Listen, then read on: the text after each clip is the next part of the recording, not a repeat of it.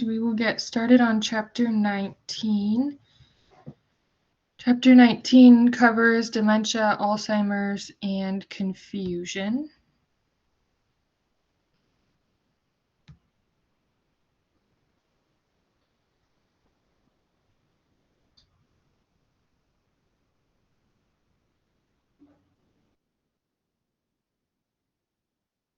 So when we look at normal versus abnormal as people get older, there are some normal things that happen in our brain.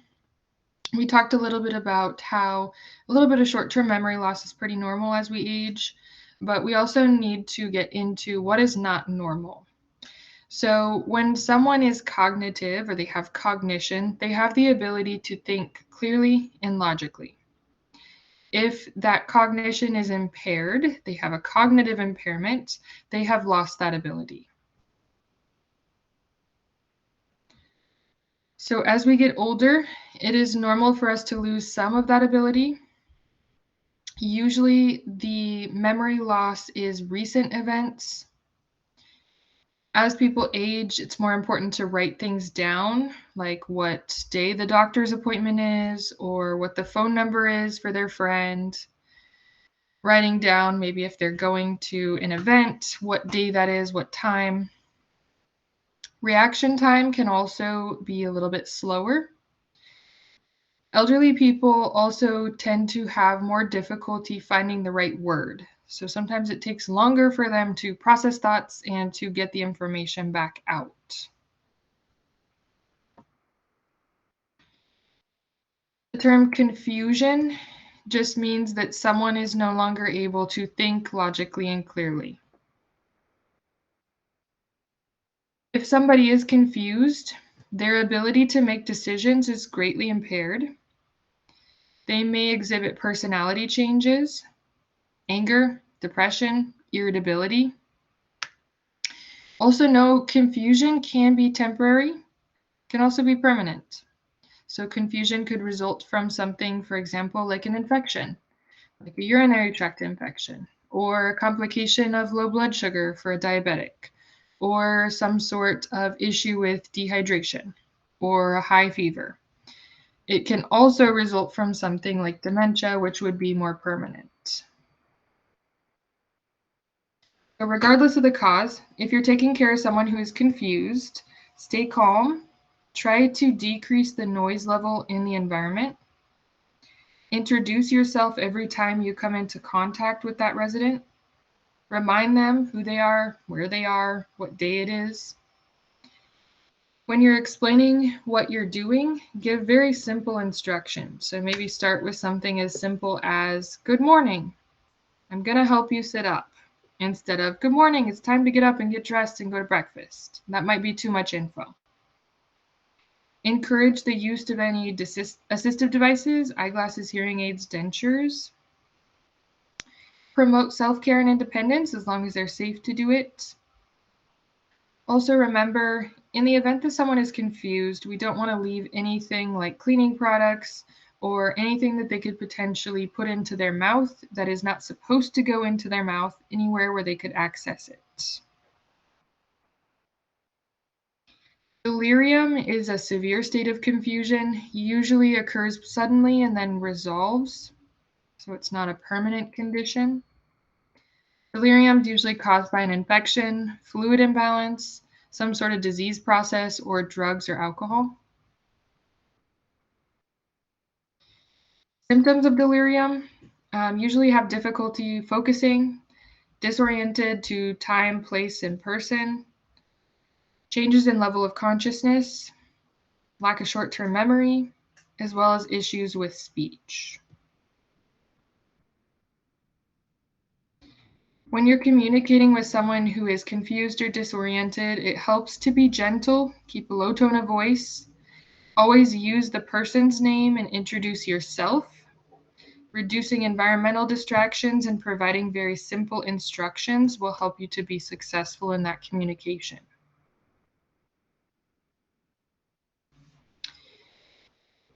A non-normal symptom of aging would be more long-term memory loss. So dementia is a general term that touches on loss of mental ability, like thinking, reasoning, communicating, and remembering. Dementia is what we call progressive, meaning it continuously gets worse. It is also degenerative, meaning that it causes physical changes to the brain itself that cannot be reversed. So when something is progressive and degenerative, it is irreversible, aka there is no way to bring the person back to their previous state. There's no way to cure it and to resolve the physical changes. When we look at dementia, important to know that this is a diagnosis. This is not a normal part of getting older. So just because we get older doesn't mean that we get dementia. Not everyone who gets older is going to come down with some sort of condition like this.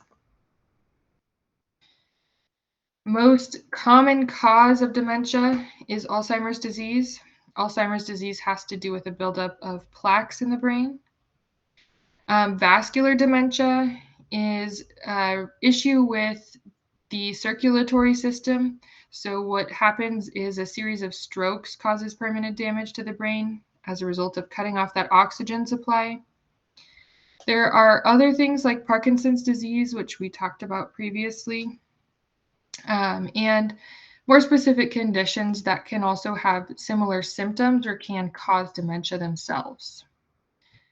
So how is a dementia diagnosis made? Easier said than done. Making a dementia diagnosis, there's not a test for it. So it's not like we just give someone a certain test or do a blood draw and we can say, yes, you have dementia, no, you don't. Unfortunately, it's not that easy. It requires getting a lot of information, medical history. Typically, the information comes from family and friends that are noticing changes with that person. Knowing when the onset or start of symptoms is. Also doing a physical and neurological exam. There are different types of imaging that can be ordered, looking at brainwave activity, but knowing that this is a combination of different things that has to be investigated to actually come up with a diagnosis. It's not just something as easy as do this test and we'll give you an answer. There are a lot of little cognitive tests that they can do in a doctor's office, for example. One of them is this.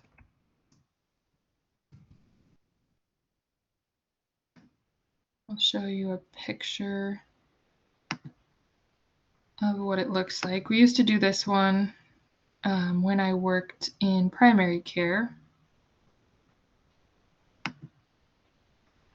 So we would have them, we would give them a plain piece of paper and we would ask them to draw a clock. So we would ask them to make, a circle with all of the different hours and the hands on the clock. So give them a piece of paper and a pen. We tell them to draw a clock. Usually people would say, okay, like an analog clock, which would be what you're looking at here on your screen, and we'd say yes. And if they were, their cognition was intact, they were not cognitively impaired, they would usually draw you what you would see on a clock. So they would have all of the hours in the correct place. It would be in a circle, and there would be an hour and minute hand. Someone who has dementia, when they draw the clock, they either forget what they were supposed to do, or they might start to write the numbers, but they're not in order, or maybe they're all on one side of the clock. The example B here is pretty common. They just kind of start drawing circles, and then they're like, here you go. It's like, okay, so that's your clock? And they're like, yeah, that's the clock. So this is one type of test that can be done. This usually gives some pretty good insight into whether or not they can follow instructions and also whether or not they understand what we're requesting. There are a lot of other tests that are similar that can be done. One of the others that we used to do is to tell them a phrase and have them write that phrase down. So something like the sky is blue, and then ask them to write that down. Sometimes they would get like the sky and then forget what they were writing. Sometimes they'd write down something completely different. Sometimes they couldn't even figure out how to write something down. So, a lot of different tests that can be done. Combination of all of those things is what comes together to help make that diagnosis. Also, making a diagnosis of dementia can help to rule out other diseases that have similar symptoms. So, not an easy diagnosis to make. Alzheimer's disease is the most common cause of dementia. So, Alzheimer's disease occurs when the nerve fibers in the brain become tangled, and in those tangles, protein deposits start to form. So, when those nerve fibers tangle and protein deposits form, those nerves are no longer able to adequately communicate. So, messages are not moving around the brain. As many as 6 million people in the United States are living with Alzheimer's disease. There is some predisposition to Alzheimer's. African American people are twice as likely to develop Alzheimer's disease. Hispanic people, 1.5 times as likely to develop Alzheimer's disease. Also, women more likely than men to develop Alzheimer's disease. The risk of development does increase with age, but remember, it's not a normal part of aging. So just because you get older doesn't mean you're going to get Alzheimer's. The cause of the tangling and the protein deposits is unknown. Diagnosis, again, really difficult.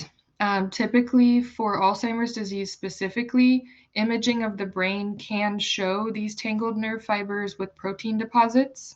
So that can help to give a more definitive diagnosis. On average, once someone is diagnosed, they tend to live between about 4 and 8 years. That doesn't mean that they can't live longer. People have lived as long as 20 years after diagnosis with Alzheimer's. Again, each individual that has the disease is going to show symptoms at different stages. So, not everyone who is diagnosed with Alzheimer's at the same time is going to progress through the disease the same. The early stages of Alzheimer's are referred to as mild. Usually, this is where people start forgetting things like words or familiar objects, where they're located.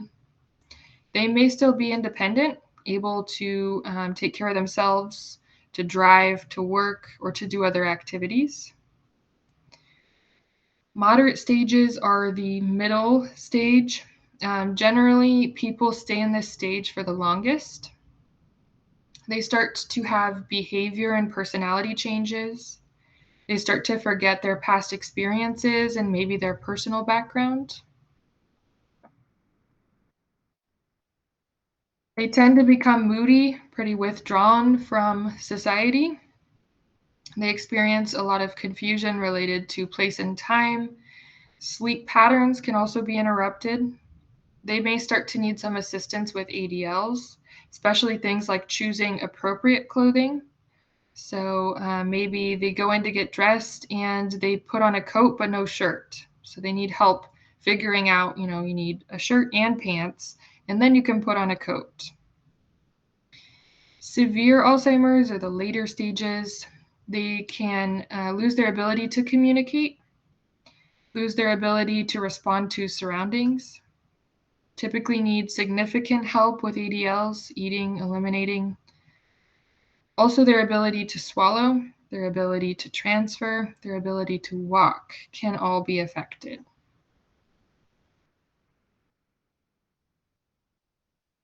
If we can keep residents engaged, involved in their care, allow them to do what they can for themselves, that will keep their mind and body active. So remember, even if it takes them 5 minutes to brush their hair, as long as they're safe to do it, we want to give them the time to do that.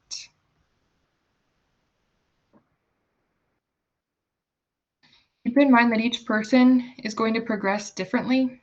Each person is going to spend the amount of time in each of the stages a little bit differently.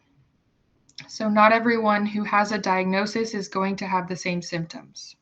They're not going to have the same abilities. When you're working with someone who has Alzheimer's disease, it's really important to know that Their mental capacity has changed. Their personality has changed. Their behaviors have changed. You need to keep in mind that you never need to take anything that they say to you personally. What I like to say is it is the disease speaking, it is not the resident. So I used to take care of a lady, my first job, and when it was time for us to help her with things like getting dressed or going to the bathroom or brushing her teeth, she would start to call us names that were not appropriate for me to tell you what they were.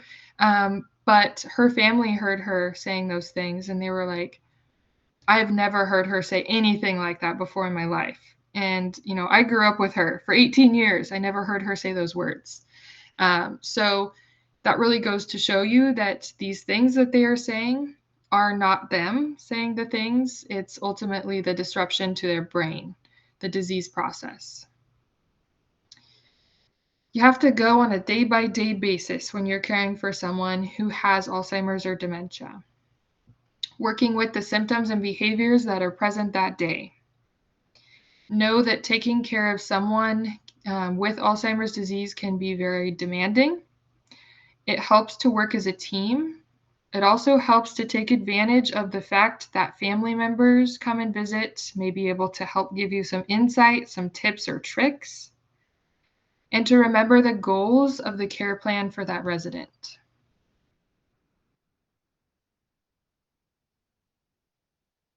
So think about the importance when you're taking care of someone who is mentally and physically demanding, the importance of taking care of yourself. And we'll come back to that. Any questions so far?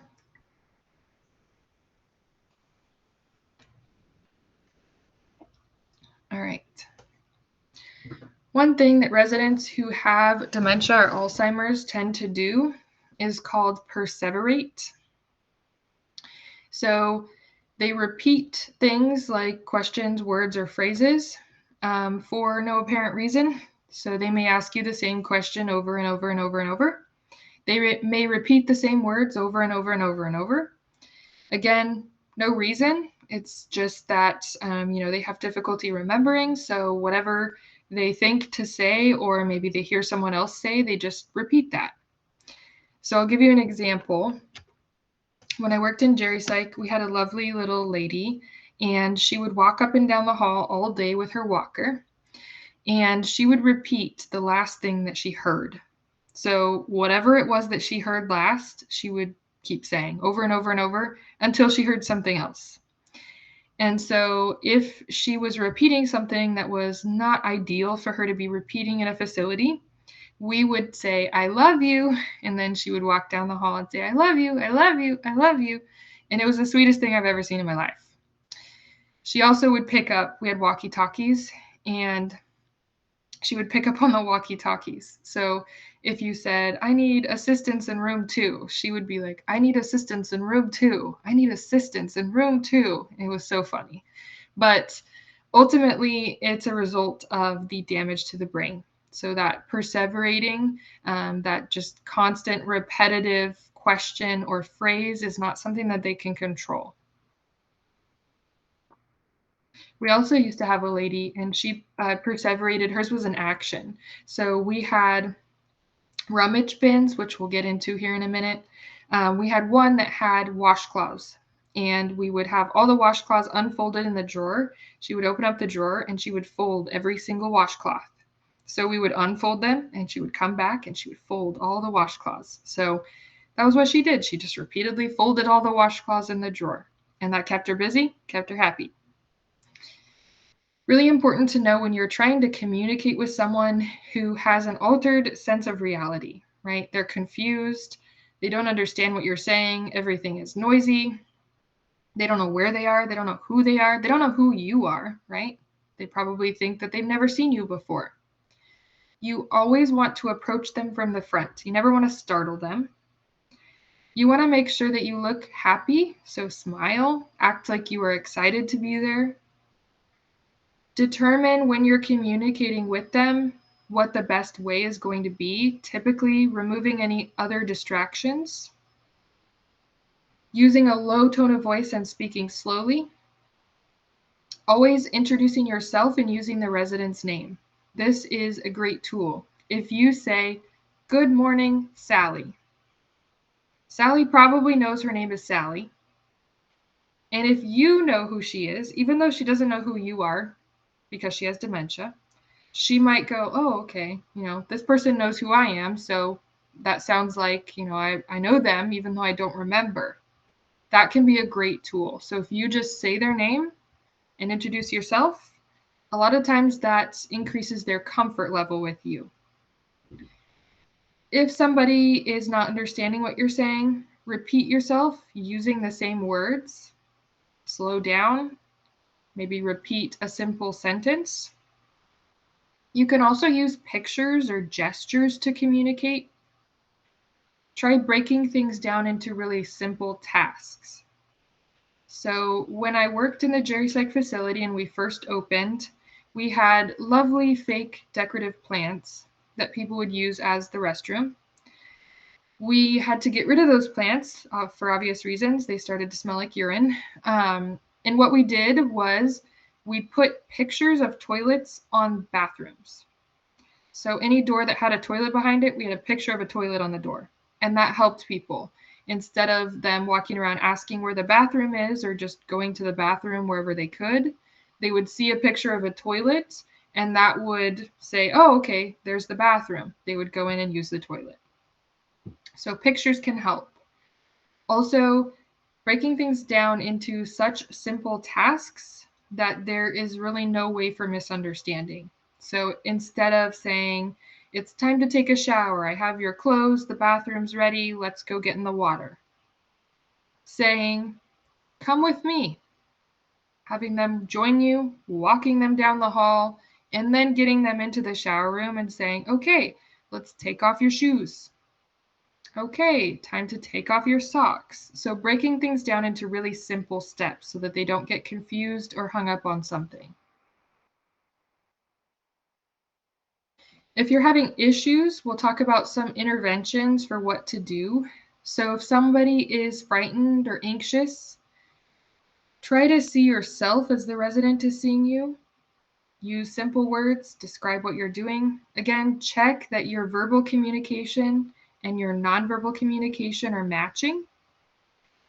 Introduce yourself and always use the resident's name.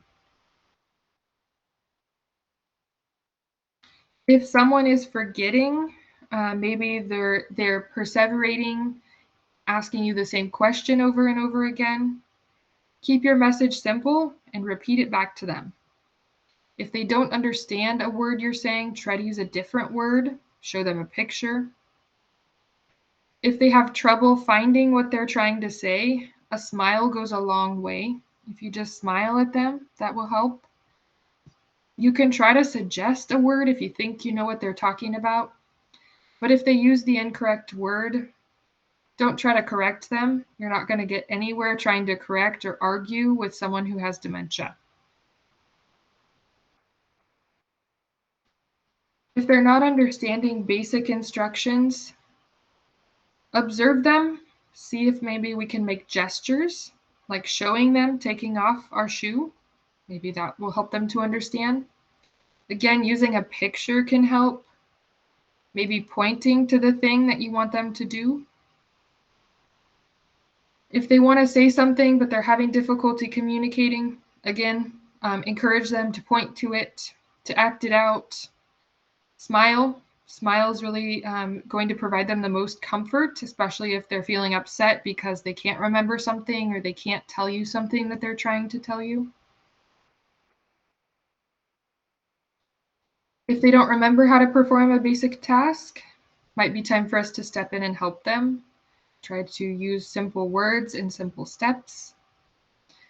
If they insist on doing something that is not allowed in the facility or is not safe, don't tell them not to. That's not going to help. Redirecting them is really the best thing you can do. So take them for a walk, redirect them to an activity that they like. If somebody is paranoid or accusing you of something, remember, it's the disease, not the resident. Don't take it personally. If it's harmless, you can ignore it. Or if it requires some redirection, redirect them to a different activity. If someone appears to be depressed or lonely, take time, ask them how they're feeling, try to involve them in an activity. If you feel like they're experiencing some signs of depression that maybe you're not able to help with, report that to the nurse. This next one is the one that happens most frequently. Resident asked to go home. I wish that everyone who had dementia did not remember that they were not home. That would make it a lot easier for them. It would make it a lot easier for us too. But this is a really hard one. So despite the fact that the resident cannot remember anything, the one thing that they know is that the facility that they're in is not their home. So they'll repeatedly ask you when they get to go home, how they're going to get home, who's going to pick them up. Be careful with your responses. You don't want to say, oh, they'll be here in 5 minutes. You don't want to give them that false sense of hope. Try to redirect them. We'll talk about some different therapies that you can use with residents. One of those is called reminiscence therapy, which can be really beneficial for that. If a resident is verbally abusive or using inappropriate language, remember again, it's the disease, not the person. Redirect their attention. If they've lost verbal skills, they're nonverbal, you can use your nonverbal skills like smile, laughter, touch. Always assume that even though someone cannot verbally respond to you, that they can still hear you. So still tell them who you are. Still tell them what you're doing, even if they're not verbally responding to you. In general, tips to make you successful for caring for someone who has Alzheimer's disease: develop a routine. So know when your resident likes to get up, when they like to eat breakfast, maybe what they like to do. Do they like to take a shower in the morning? Or do they normally have bowel movements after breakfast? And you can usually avoid all of these behaviors. Take good care of yourself. Like I said, we'll come back to this. Encourage independence, but also know when maybe it is unsafe for residents to be doing things independently, when we may need to step in.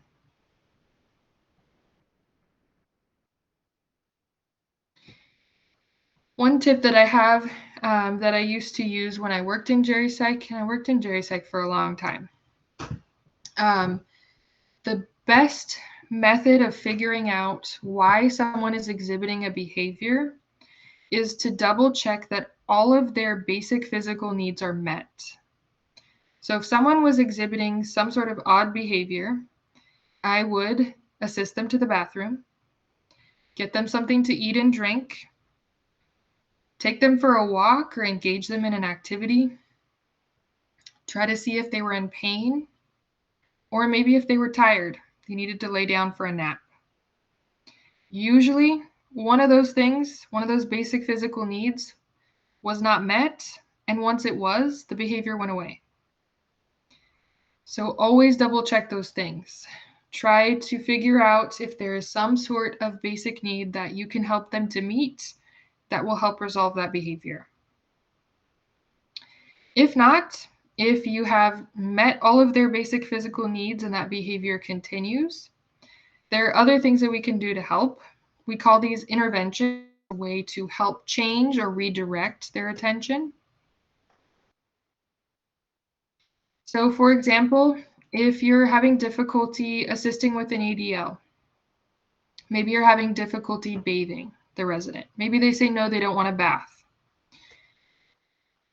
My tip of advice would be to never tell someone that you are going to be giving them a bath or a shower. Don't go in and say, "Good morning, I'm Jessica, it's time to take a bath." You know what they're going to say? No. I guarantee it. Like 99% of the time, it's a no. So instead, get all of their belongings ready, set up the shower room, get the towels ready, get the water running, make sure it's warm, and say, "Let's go for a walk," or "Come with me." Take a walk with them, walk them down to the shower room, open the door, and act just as surprised as they are. Like, "Oh, look, it's warm. There's water running." That usually tells them, oh, okay, yeah, time to take a shower. There's warm water running. Here's some towels. Great. That's usually a successful way to get them to shower or to take a bath. Of course, they might still say no and turn around and leave. That's their choice, right? We tried. But my biggest piece of advice for showering is don't say, time to take a shower, time to take a bath, because you usually just get no. So try to get them in there. That is the way that has always worked the best for me. That's the way that I always recommend people try, is to just kind of lead them in the right direction, have it all set up, and the rest usually they're like, oh, okay, take off my shoes, take off my socks. Great. They get into the shower, they get their shower, and voila.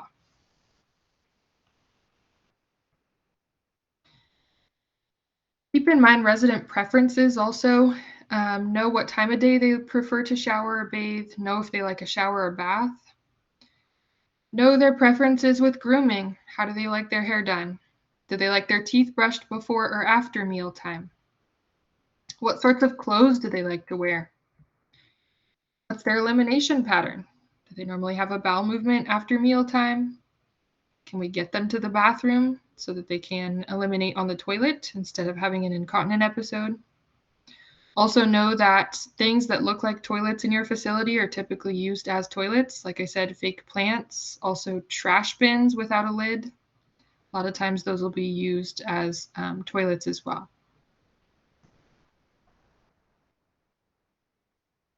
As far as eating goes, finger foods are great for someone who's confused or who has dementia. Know that if they have an altered sense of perception and reality, we need to make sure that we are implementing safety measures, not serving them anything that is too hot, that could potentially burn them, not giving them anything that could potentially cause harm. So in the GeriSec facility, we didn't have knives. If they needed their food cut up, we did that for them. Simple instructions, again, as we already talked about.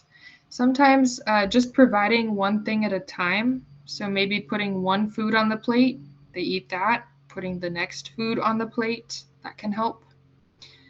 If you set down a lot of different things in front of them, like a side salad, a plate full of meat, potatoes, veggies, and 3 cups of liquids, they might get confused and overwhelmed.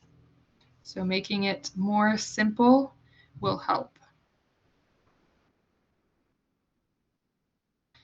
Keep in mind with infection prevention for these residents, we need to help them to wash their hands before mealtime.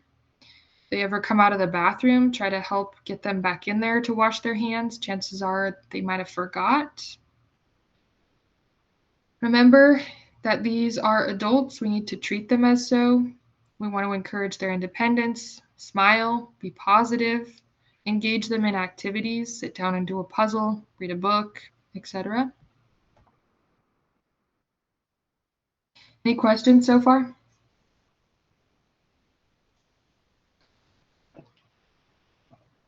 All right.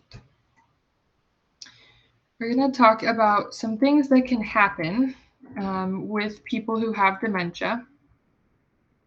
So like I said, if they start to have some sort of behavior that is not normal, they get agitated, usually one of their basic physical needs is not met. So walk through that list. I usually start with elimination because I can tell you from personal experience, residents get really agitated if they have to go to the bathroom. Usually they don't know where to go, or maybe they don't recognize that that's the problem, but that is typically the cause. So I usually start there. Take them to the bathroom, let them go to the bathroom, and then maybe grab them a snack and some fluid. Snack and some fluid in the bathroom didn't work, then move on. Move along to maybe an activity. Maybe they're just bored. Maybe they're tired of sitting there staring at people all day. And then if that doesn't work, looking at pain, comfort, rest, and usually the agitation or the behavior will resolve.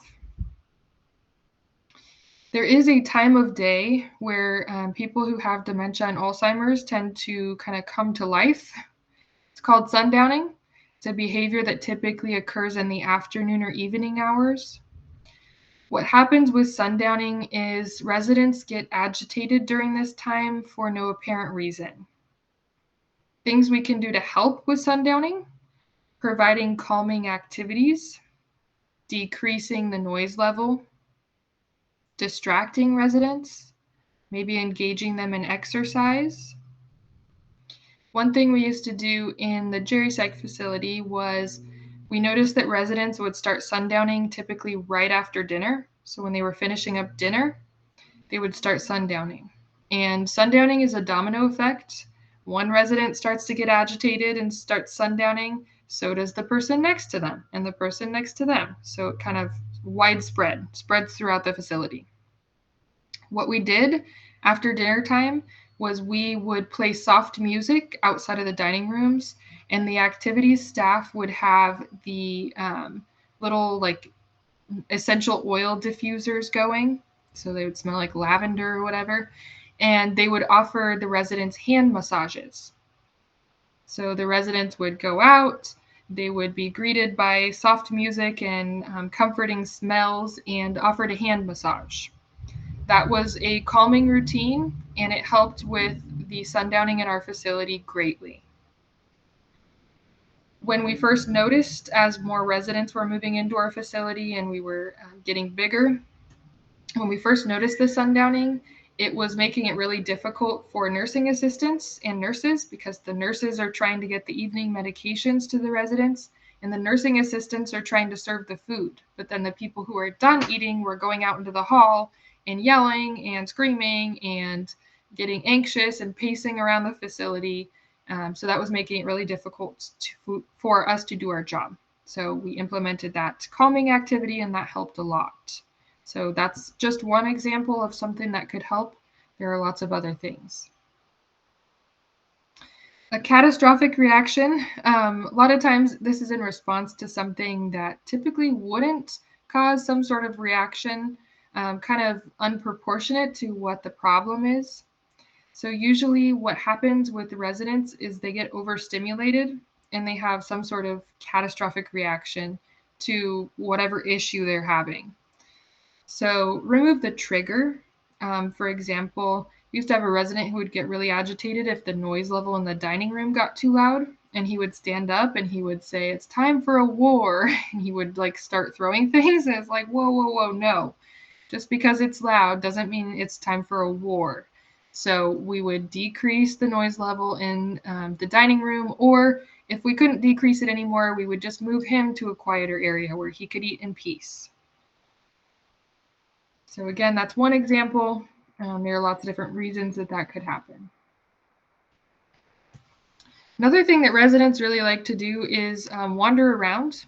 A lot of times they're wandering aimlessly, usually because they don't know where they are. They don't know what's behind all of these different doors that they're seeing. They may need one of their basic physical needs met. Maybe they have to go to the bathroom, but they can't find the toilet. Maybe they're hungry, so they're trying to find a snack, but they don't know where to find a snack. So they're just wandering around aimlessly. If a resident wanders away from an enclosed, locked facility, we call that eloping.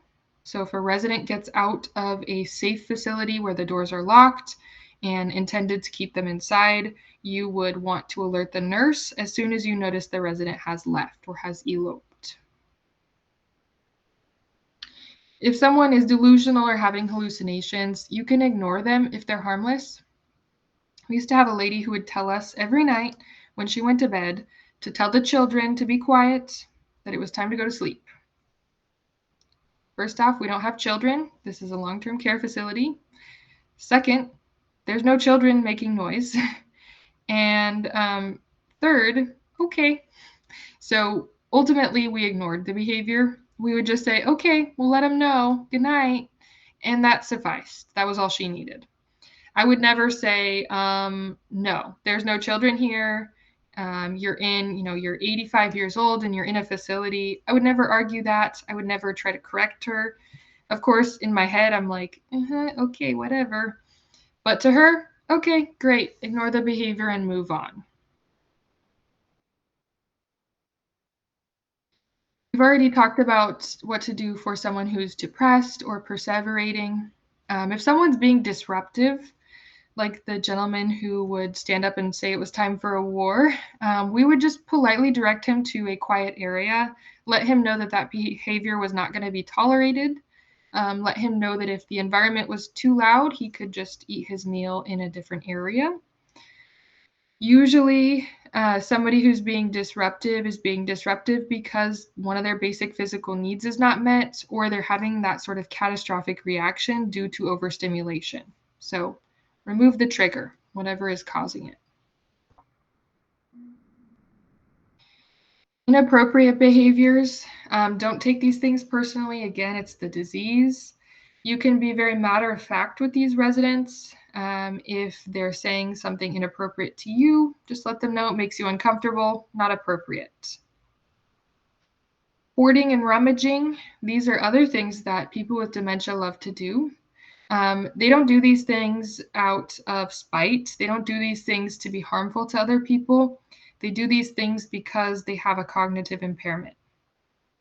So hoarding includes collecting things. Residents with dementia like things that are red. They also like things that are shiny.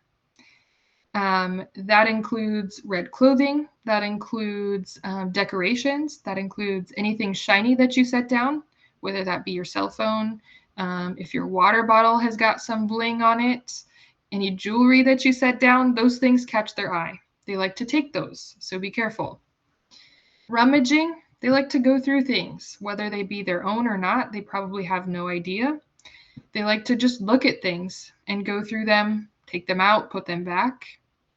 So things like a rummaging drawer, like I was saying with the washcloths we had, those can be beneficial for residents, gives them something to do, not harming anyone or anyone else's behavior, anyone else's possessions, but it is helping their behavior. We had rummaging drawers from washcloths to baby dolls with clothing. We had rummaging drawers with puzzles. We had a gentleman who liked to sand, so we had sandpaper and wood that he would sit there and sand on. We had all sorts of different things that residents could go through in the common areas that didn't necessarily belong to them, but it didn't belong to any other residents, so they would share it, and that would distract them from other behavior. Sleep disturbances, we already talked about. Most commonly for sleep disturbances with residents with dementia, it's confusion on day versus night. So getting dressed in the day with their pajamas and going to bed, and then getting up at night and putting on their day clothes. So if we can help them with that confusion, that can help to regulate that sleep cycle. Again, if someone is suspicious of you or what you're doing or why you're there, remember, it's the disease, not the person. Offer reassurance, be understanding, be supportive. Always explain who you are and what you're doing. If you work in a facility taking care of people who have dementia, for example, in a memory care wing or a geri-psych facility, if someone elopes from the facility, meaning they walk away, that needs to be reported as soon as possible. Most facilities, in order to ensure that everyone is there and safe, have a check usually every hour. So you have to actually lay eyes on each resident. And then if you can't find somebody, you need to alert the nurse. So follow facility policy for that.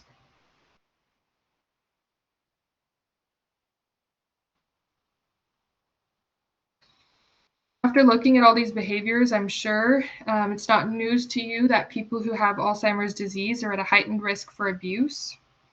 It's due to the fact that caring for them can be physically as well as mentally demanding, also very straining. Like I said, it's really important to take good care of yourself, mentally and physically. Take your breaks, drink water, eat your food, get sleep, prepare yourself for your shift. If you don't take care of yourself, you are not going to be able to take care of other people. Any questions so far?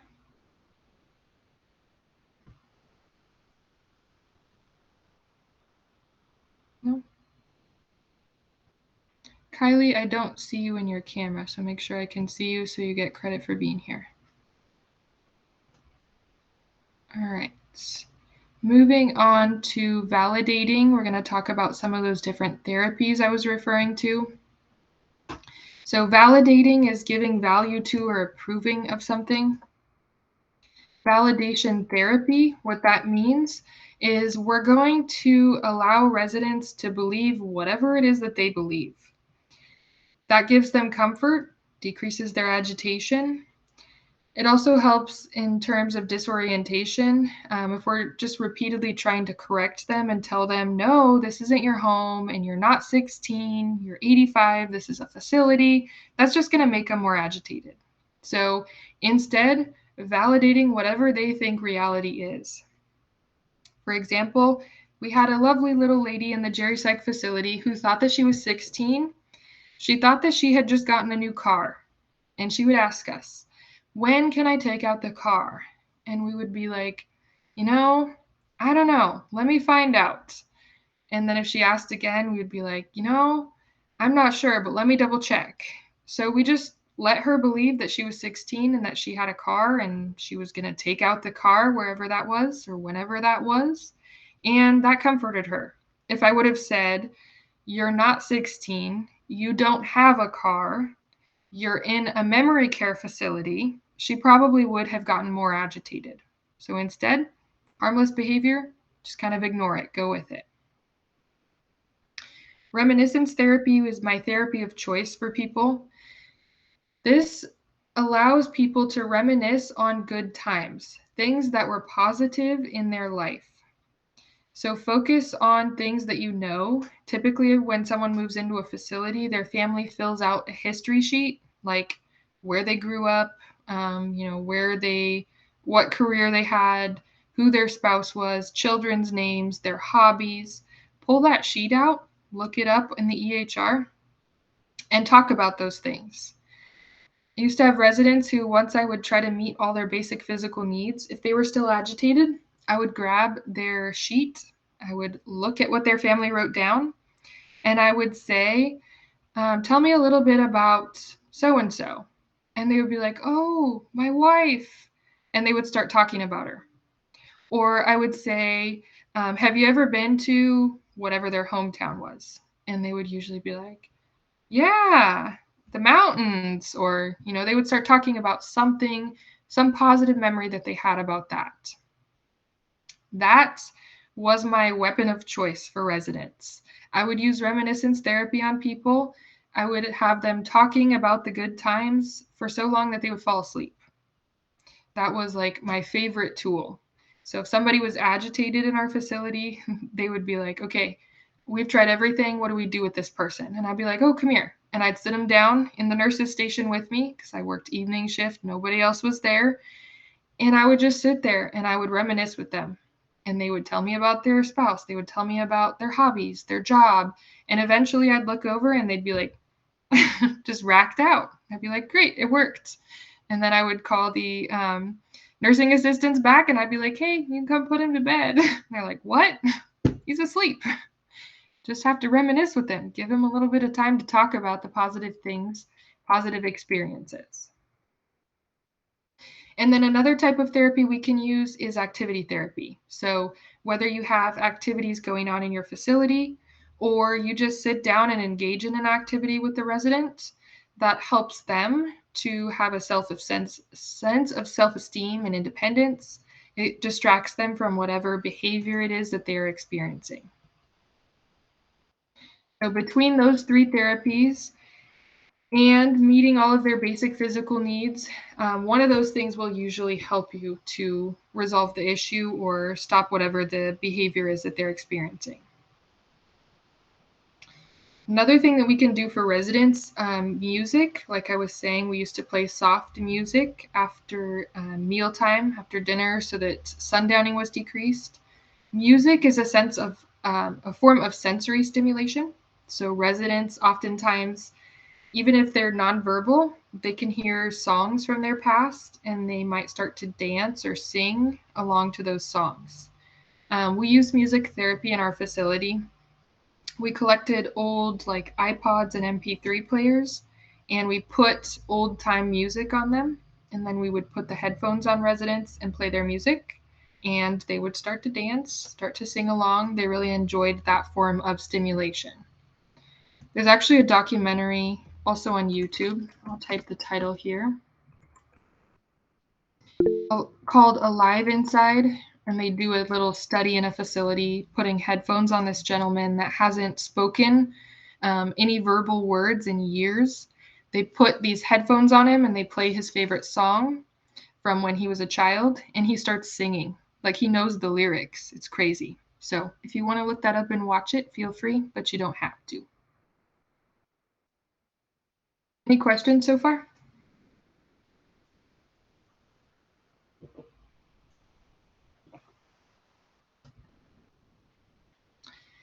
All right.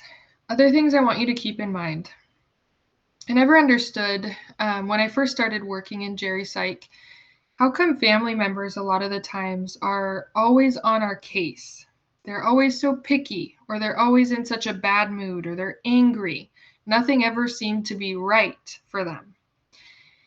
And what I realized, and what I want you to realize, is that the family members of these residents are having to make very difficult adjustments, just like the residents are. The family's coping with, their loved one having a diagnosis of dementia, or forgetting who they are, or trying to cover the bill for them to live in a facility, or recognizing that they cannot take care of that loved one on their own, that they need help. All of these things put together make it really difficult for these family members as well. So again, something as simple as a smile goes a very long way. If you've ever experienced maybe a family or friend having Alzheimer's disease or dementia, think about what that's like.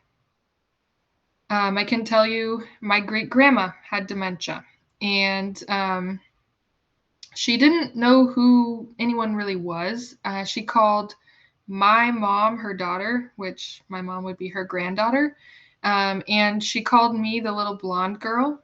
So what's interesting about that is when I was 2, all the way up until I was 2, I had blonde hair. So evidently she knew who I was. She just didn't know I was her great granddaughter or that my name was Jessica. She just called me the little blonde one. So it's interesting what they remember versus what they don't. And it's also difficult because imagine looking at someone who maybe is your mom or your dad and them not recognizing you. That can be really hard. So keep that in mind when we're interacting with these family members. They're probably not angry with you. They're not angry with what you're doing. A lot of times they're angry with the situation. They're angry with the dementia, with the Alzheimer's disease. There are lots of resources available for caregivers, for family members, friends. The Alzheimer's Association has a lot of great resources, again, depending on what area the person is in.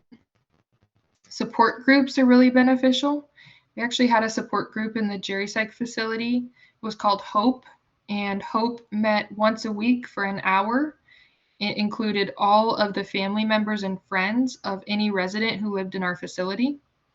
They would get together and they would just talk about things like, my husband is no longer recognizing me. How did you guys deal with this? And they would receive support from other people who had had similar experiences. We actually had people who would continue to attend the Hope support group even after their loved one who lived in our facility had died. So it was very rewarding and very beneficial for them to be able to talk to other people who are going through the same things. If you ever feel like someone is needing additional support and you don't know where to direct them or how to provide them that support, you can always refer them to the nurse. Just let the nurse know what's going on. See if the nurse has any additional recommendations or suggestions. Any questions on confusion, dementia, Alzheimer's?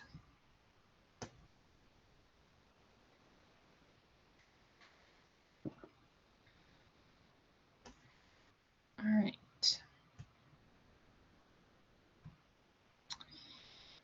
We're definitely not going to be able to finish up chapter 20 today.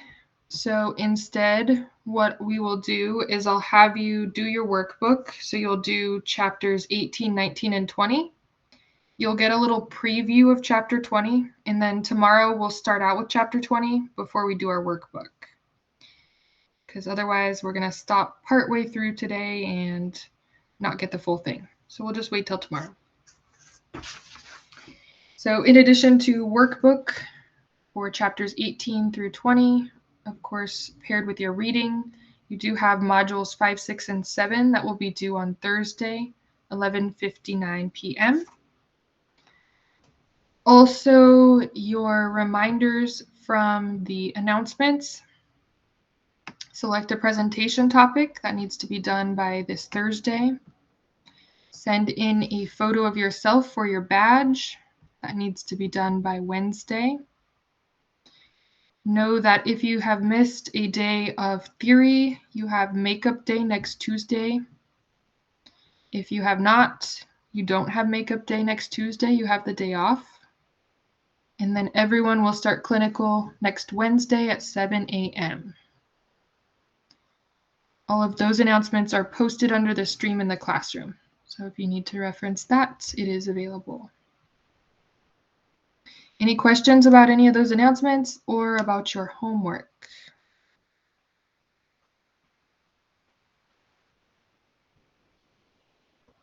No? All right. Let me just make sure everybody is still here. Yes. And if you don't have any other questions, then you are free to go. Go ahead and get started on your homework, and I'll see you back here tomorrow. Time, same place. Your clinical, you'll be presenting to the school. So you go to the school by 7 a.m. on Wednesday.